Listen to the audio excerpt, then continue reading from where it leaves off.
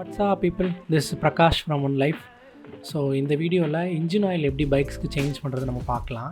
First of all வண்டி on பண்ணி ஒரு 5 to 10 minutes வண்டி ஐடியிலே விட்டுருங்க. ஸோ தட் நம்ம இன்ஜின் ஆயில் வந்து யூஸ்வலி நம்ம பைக் ரன் ஆகாத போது கெட்டியாகிடும். ஸோ வண்டி ஆன் பண்ணி ஒரு ஐடியில் ஒரு 5 to 10 minutes விட்டிங்கன்னா இன்ஜின் ஆயில் கொஞ்சம் லிக்விட் கன்சிஸ்டன்சிக்கு மாறிடும். ஸோ தட் நம்ம இன்ஜின் ஆயில் இன்ஜின்லேருந்து எடுக்கிறதுக்கு ஈஸியாக இருக்கும். ஸோ வண்டி ஒன்ஸ் டர்ன் ஆஃப் பண்ணதுக்கப்புறமா தேவையில்லாத பக்கெட் ஆர் எனி பாக்ஸ் எதாவது இருந்துச்சுன்னா இன்ஜின் ட்ரெயின் போல்ட்டுக்கு நேராக கீழே வச்சுட்டு இன்ஜின் ட்ரெயின் போல்ட்டுக்கு கீழே நேராக ஹோல்ஸ் இருக்கான்னு பார்த்துக்கோங்க.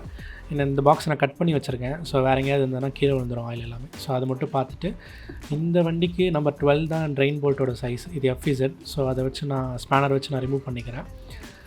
ஸ்டார்டிங்கில் மட்டும்தான் டைட்டாக இருக்கும். அதுக்கப்புறமா நீங்கள் ஹேண்ட் வச்சு அதை ரிமூவ் பண்ணிடலாம். அவ்வளோ ஒன்றும் டைட் இருக்காது. கை வச்சே நம்ம அந்த ட்ரெயின் போல்ட் ரிமூவ் பண்ணிடலாம். ஒன்ஸ் அதை ஃபுல்லாக ரிமூவ் பண்ணதுக்கப்புறமா ஆயில் ஃபுல்லாமே கீழே கொட்ட ஆரம்பிச்சிடும். ஸோ ஆயில் எல்லாமே கீழே கொட்ட ஆரம்பிச்சோம்னா ஒரு 5 minutes அப்படியே விட்டுருங்க. ஏன்னா அப்படின்னா தான் அது எல்லா ஆயிலுமே கீழே வரும்.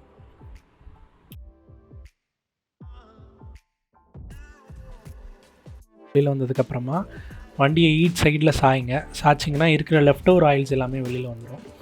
லெஃப்ட் ஹேண்ட் சைடும் சரி, ரைட் ஹேண்ட் சைடும் சரி, போத் சைட்ஸ் நீங்கள் வண்டியை சாய்ச்சிங்கன்னா லெஃப்ட் ஓவர் ஆயில் எல்லாமே வெளியில் வந்துடும்.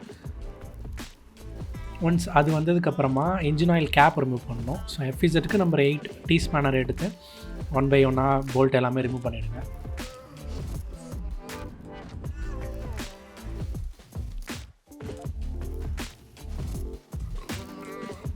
ஸோ இன்ஜின் ஆயில் கேப் எடுத்துகிட்டு அந்த இன்ஜின் ஆயிலோட கேப்பை நல்லா க்ளீன் பண்ணிவிடுங்க. ஒரு நல்ல கிளாத் வச்சு நல்லா க்ளீனாக க்ளீன் பண்ணிவிடுங்க. ரொம்ப அழுத்தி க்ளீன் பண்ணணும்னா ஜென்டலாக ஒரு vibe.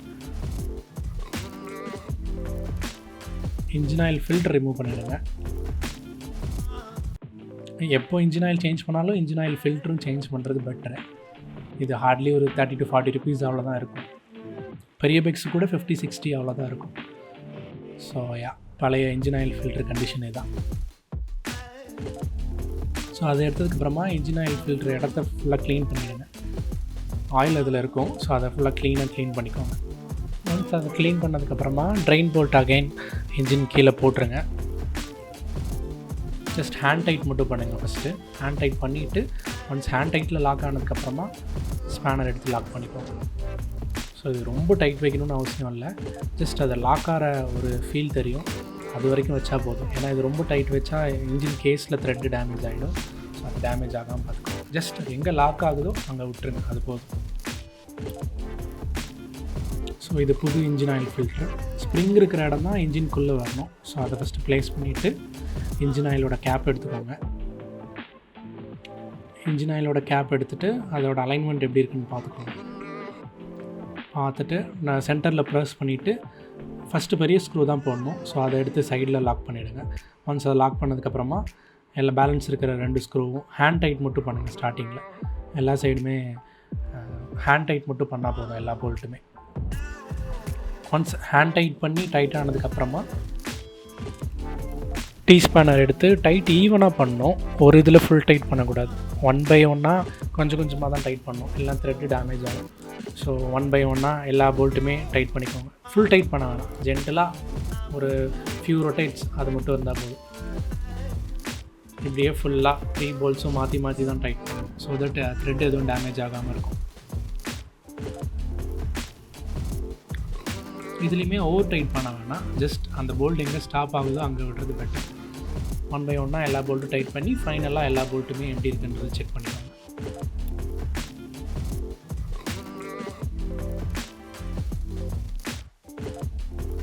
Next engine oil cap remove பண்ணணும். ஸோ கட்டிங் பைலர் எடுத்துகிட்டு டுவர்ட்ஸ் பேக் டயர் பக்கமாக ரொட்டேட் பண்ணணும். ஸோ அப்படி ரொட்டேட் பண்ணிங்கன்னா ஃபஸ்ட்டு இருக்கிறது மட்டும்தான் ரைட்டாக இருக்கும். அதுக்கப்புறமா நீங்கள் நம்ம கையிலேயே அதை ரிமூவ் பண்ணிடலாம்.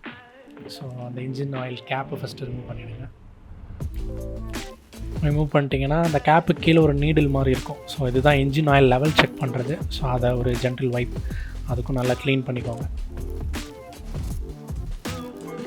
ஸோ நெக்ஸ்ட்டு புது இன்ஜின் ஆயிலோட கேப் ஓப்பன் பண்ணிவிட்டு டேரெக்டாக உள்ளே ஊற்ற வேண்டியதான்.